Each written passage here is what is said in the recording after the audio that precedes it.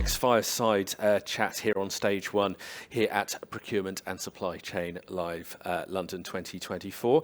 I'm delighted to welcome to the stage Yash Chauhan, Global Head at Neotangent. We're talking shaping the future of supply chains, insights from Neotangent.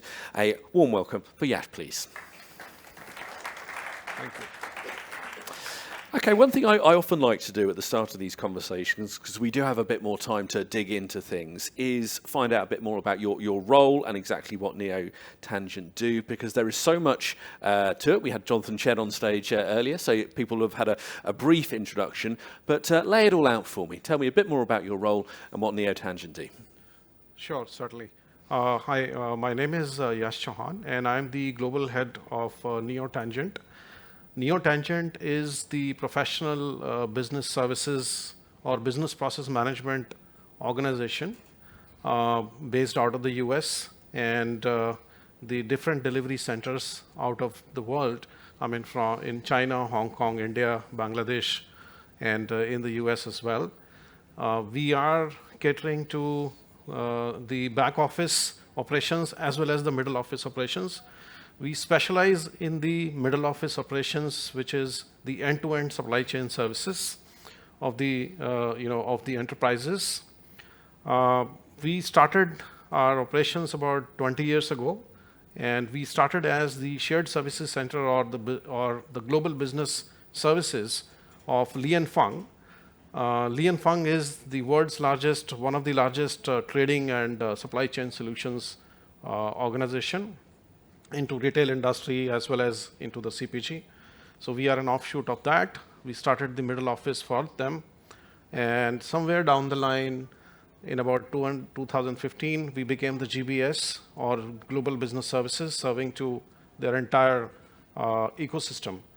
Now we are an independent organization, serving to the independent customers around the world.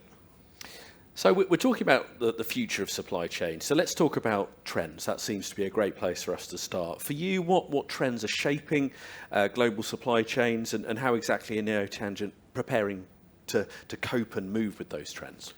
Certainly. So when it comes to the trends, I mean, the point of reference is always COVID, actually, nowadays. So post-COVID era is something and I always say that we envisage that we will get the new normal, but what we got is something different. The economy is not doing that bad, but there are geopolitical impacts. There are, other impacts in the sense that from the technology side, generative AI impact. So all these things are impacting the supply chain. So that's one thing. From a Neotangent perspective, because we cater to the fulfillment part of it. So there is sourcing, there is procurement or manufacturing, and post that we take care of the processes. Right from the master data management, track and trace, the whole transportation planning, logistics planning, sustainability, traceability, track and trace. Anyway, we talked about it, and the last mile delivery, warehousing, all these operations. So the change that we have been,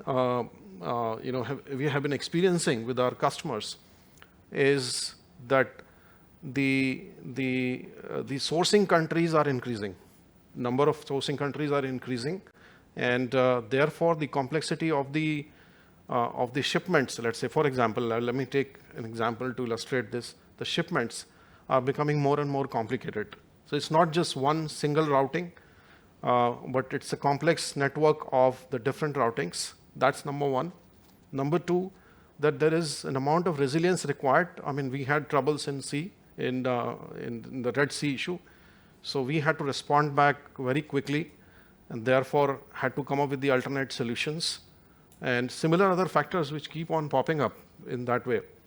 The other thing is on the traceability side, and sorry, my answer will be a little longer, but let me illustrate this with an example. UFLPA, is Uyghur Forced Labor Prevention Act, which was enacted by the United States 2 years ago.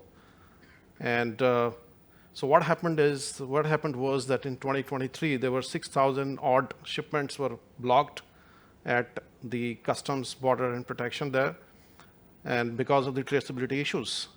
So, and the things, it was a new law, it was a new compliance requirement. So what we did is we helped our customers in terms of, collecting the evidence and really laying out the process of establishing the traceability evidences and getting the shipments cleared. But if you see from a macro perspective that almost 40% of the shipments were cleared, but then 60% of the shipments were stuck, and it happened in October, somewhere in October last year, which means most of the shipments were related to the Christmas time. And these things will keep on happening anyway, because in early part of this year, Europe also enacted the Child Labor Protection Act, and it will keep on coming. So this is one of the aspects which is emerging, and it will become more and more stringent. So how we are going to comply, how we are going to come up or build those aspects into our solution, I think that's going to be the key. No, those are all absolutely key trends. Another area that we can't not talk about is technology and AI. I don't think there's been a single session that we've run today where it hasn't been mentioned in some shape or form. I know in my line of work, there's barely a day goes by when I don't get another press release with another AI-infused something that is meant to change the world. But for you, AI, blockchain before that, how do you feel that's changed supply chain management, and what are Neotangent doing in that area at the moment? Yeah, so the latest disruption is from generative AI, so let me take a step back before I start talking about the middle office of the supply chain. Generative AI is impacting, or rather disrupting big time, the back office operations, which means your finance and accounting, your indirect transaction procurement, or your customer service. All these things are getting impacted by the generative AI. Now, as far as the middle office is concerned, definitely there are use cases. So nobody can claim that generative AI, I am the expert, I have figured out all. Actually, that is not the case, because the use cases are being built. So what we see is from Neotangent perspective that use cases are being built for our customers. There are use cases in terms of the product designing. So the product designing, obviously, so there were applications, definitely, there still are applications in terms of the product designing. But with the aid of, with the deployment of the generative AI, the impact is quite big in the sense that you get more suggestions, the time gets cut, and you have more choices in that. So the whole process of the product design is getting expedited. Although there are use cases still in the initial stage, but what we have seen in Li & Fung and our customers, quite a big change. So that's one area. Production planning is another area wherein generative AI is getting deployed more and more. This is besides the whole area of the content part of it. I mean, you ask the question, you get it, you make the beautiful PPTs. I mean, that's the one big area which is anyway there. But what I'm talking about is more from the supply chain perspective. This is in addition to the technology platforms which are already available. So it's not something which is a standalone piece of technology which is coming up into play. But I think the key is to integrate with what we have in terms of our digital infrastructure.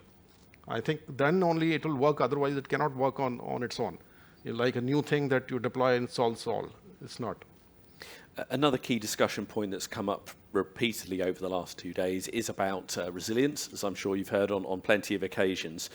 For you, Neotangent working in the business process management space very much, what strategies do you feel can help build more resilient and agile supply chains amid all the disruptions, some of which you've already mentioned on the stage here? How can you go about that, and how can business process management really help in that area? Sure. So we are sort of, and I can say that with a little pride in that we are the front runners in terms of taking the middle office into the mainstream. Now, what happened was that that during COVID or before COVID, we used to have a world-class technology, right? I mean, still have, but we still had the problem on the supply chain.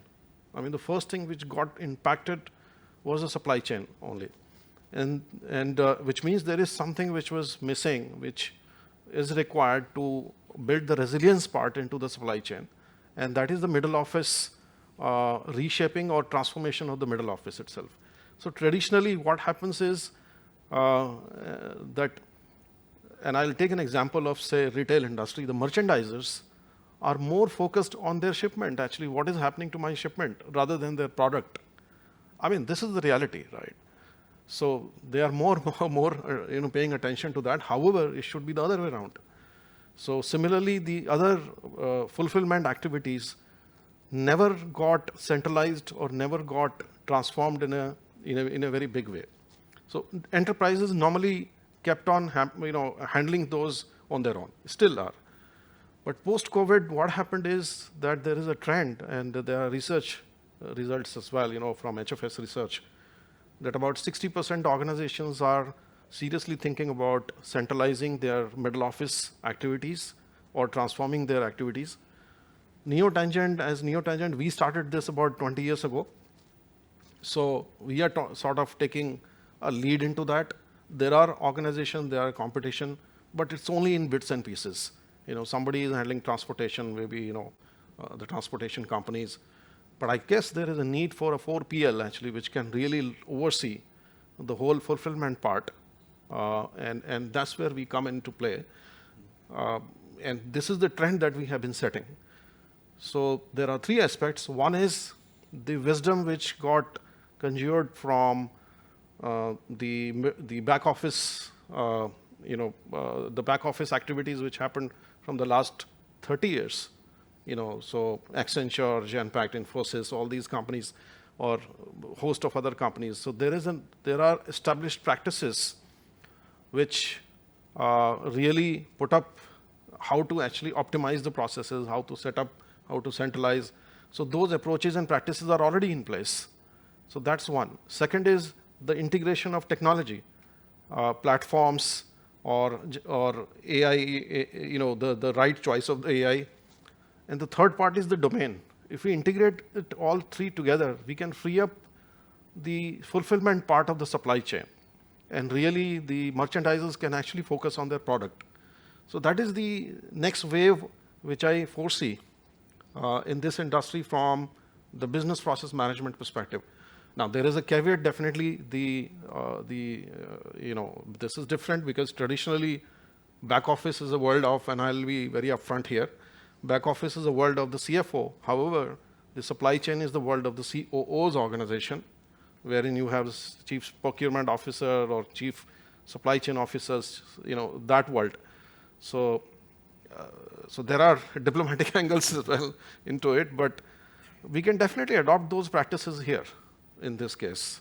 It will take some time, but I think there is a silver light in the dark cloud that the things are moving from a BPM standpoint. No, that does make sense. One area you've touched on a few times, and I'd like to dig further into that, is you've obviously referred to the challenges of COVID and the pandemic and just how much everyone had to adopt. Everyone thought they had their strategies. Everyone thought they knew what they were doing. You get something like this, which completely changes the landscape, and everyone suddenly learns how quickly they can move. For you, how important is it to be able to adapt and have the technology to adapt? What's your perspective on that? See, well, in a single line, and I think in some of the previous session, somebody talked about it, supply chain is no more an operational topic. It used to be an operational topic, but it's very much a boardroom discussion at this moment, which means something has happened, which really prompted the supply chain, supply chain world to be discussed at the strategic level, which means something has first, the situation has changed, and I think I talked about it already, from the geopolitical angle, from the regulatory angle, from more and more sustainability aspects which are coming into play. And somebody said it's not nice to have, it's must to have. So those aspects, those are necessitating the overall changes into the supply chain side of it. So that's what is the time, the need of the hour. But how to respond into that? The three factors come into play. The first is the visibility part of it. So during any of the change, any of the disruption, the expectations from the supply chain officers is to have the real-time visibility of their product or the shipment. That's the fact. They like it. I mean, they need it. Now, how are we going to respond back to that is something which is definitely through the technology, through the domain, or through the data part of it. But that's the requirement. The second part is the resilience. Resilience comes after the visibility part. Resilience is, I think, with the world which is changing so fast, like Red Sea. Actually, I just mentioned. Resilience is something which is given actually into the overall supply chain, execution part of it. So it has to be built in. Now it is easy to say that, but from our neo-tangent perspective, that we have the domain, right? I mean, it's not like a very rule-based kind of a thing. It's you really need a domain. So what we are ready with our customers, actually, the industry that we serve to, that we are ready with the alternate solutions. Now, if there is a trouble in the Red Sea, then we had the alternate routing already ready.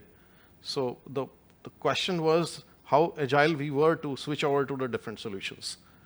So apart from resilience, I would summarize that it's the visibility, resilience, as well as the agility. That three things are actually required for the modern supply chains. I do want to go to the room shortly just for any questions, but there's a couple of things I do want to cover off. We've talked a lot about sort of the technology side of things and the global things which influence decision making. But let's talk about the people, because the people, as you're saying, there are absolutely crucial. From your perspective, how do we have people ready for the future of supply chains? What do we need? Is it skills? Is it training? Is it culture? Is it process? What are the key things that we need to make sure people are ready for the future of supply chains? Sure. So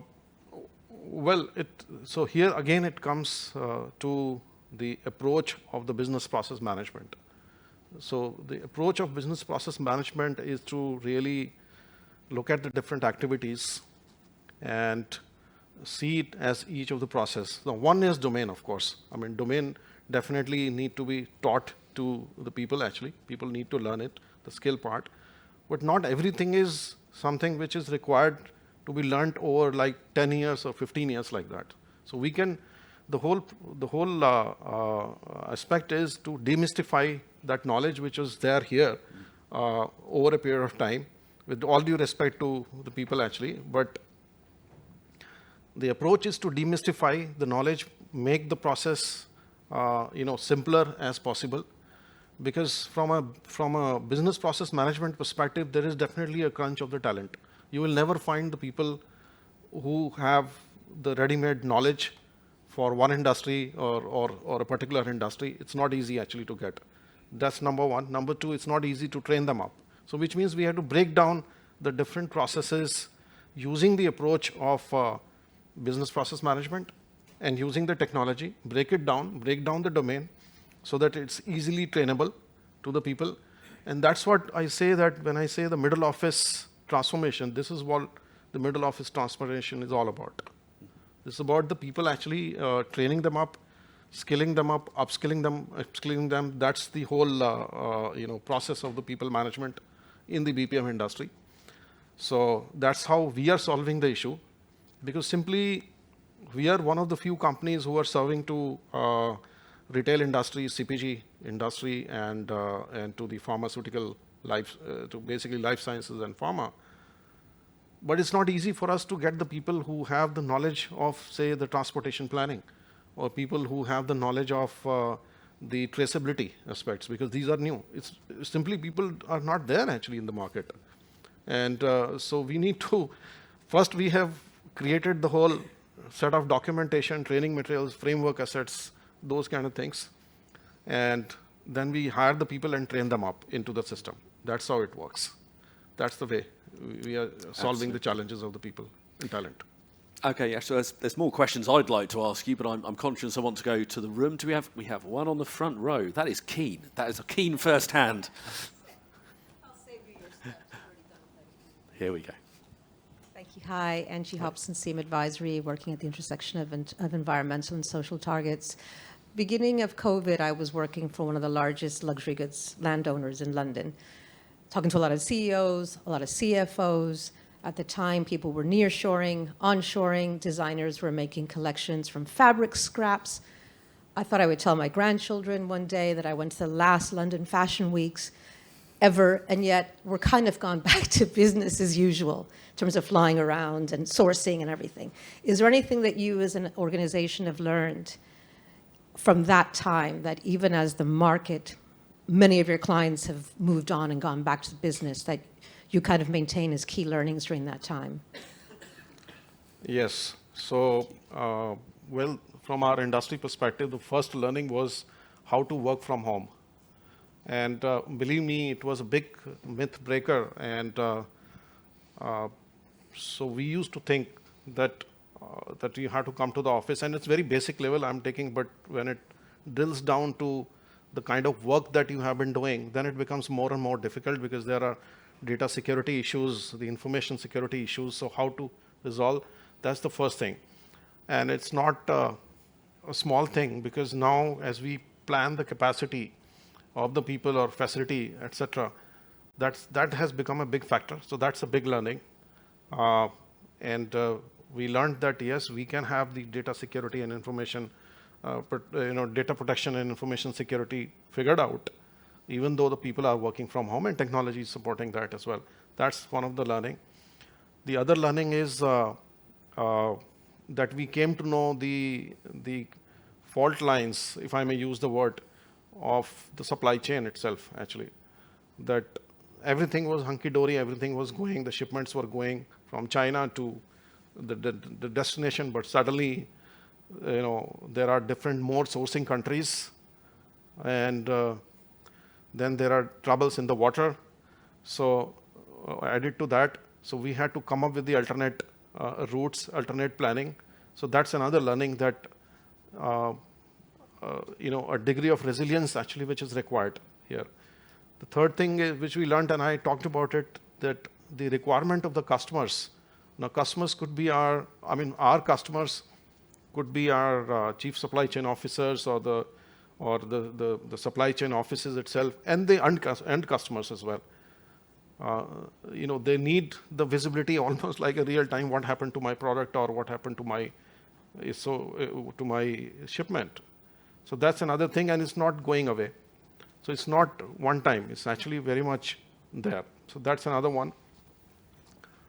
Last one is, and I'm going to short it down, there are many, but the whole sustainability, traceability part.